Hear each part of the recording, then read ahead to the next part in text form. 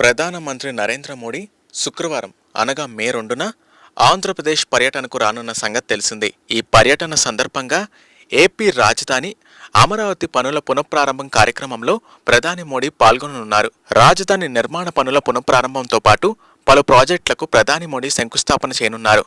అయితే ప్రధాని మోడీ పర్యటనకు సంబంధించిన స్కెడ్యూల్ ఇలా ఉంది. ప్రధాని మోడీ మే 2వ తేదీ మధ్యాహ్నం కేరళలోని తిరువనంతపురం నుంచి బయలుదేరతారు.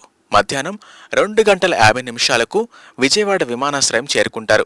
అనంతరం అక్కడి నుంచి హెలికాప్టర్లో అమరావతికి చేరుకుంటారు. ఏపీ సచివాలయం ఎదురుగా ఉన్న హెలిప్యాడ్ వద్దకు ప్రధాని మోడీ చేరుకుంటారు. అక్కడి నుంచి 3:30 సభా వేదిక వద్దకు వస్తారు. సాయంత్రం 4:45 వరకు వివిధ కార్యక్రమాల్లో పాల్గొంటారు. అనంతరం ప్రధాని మోడీ విజయవాడ విమానాశ్రయం చేరుకుని సాయంత్రం 5:20 ఢిల్లీకి బయలుదేరి వెళతారు. ఇదిలా ఉంటే ప్రధానమంత్రి మోడీ అమరావతి పర్యటనకు రానున్న నేపథ్యంలో అధికారులు విస్తృత ఏర్పాట్లు చేస్తున్నారు. సోమవారం విజయవాడలోని తన క్యాంప్ కార్యాలయంలో అధికారులతో కలిసి ప్రధాని పర్యటన ఏర్పాట్లను ప్రధాన కార్యదర్శి విజయానంద్ సమీక్ష నిర్వహించారు. రాజధాని పనులకు పునఃప్రారంభించడానికి అమరావతికి ప్రధాని మోడీ వస్తున్న నేపథ్యంలో విస్తృత ఏర్పాట్లు చేస్తున్నట్లు తెలిపారు. వివిధ జిల్లాల నుంచి వచ్చే వారందరూ 2వ తేదీ మధ్యాహ్నం 1:30 వేదిక వద్దకు చేరుకునేలా చర్యలు తీసుకోవాలని అధికారులు స్పష్టం చేశారు. ప్రతి బస్సుకి ఒక వ్యక్తిని ఇన్ఛార్జిగా ఉంచాలని, ప్రజలను సురక్షితంగా సభకు తీసుకురావడానికి, తిరిగి వారిని గమ్యస్థానాలకు చేర్చేందుకు తగిన జాగ్రత్తలు తీసుకోవాలని సీఎస్ ఆదేశించారు.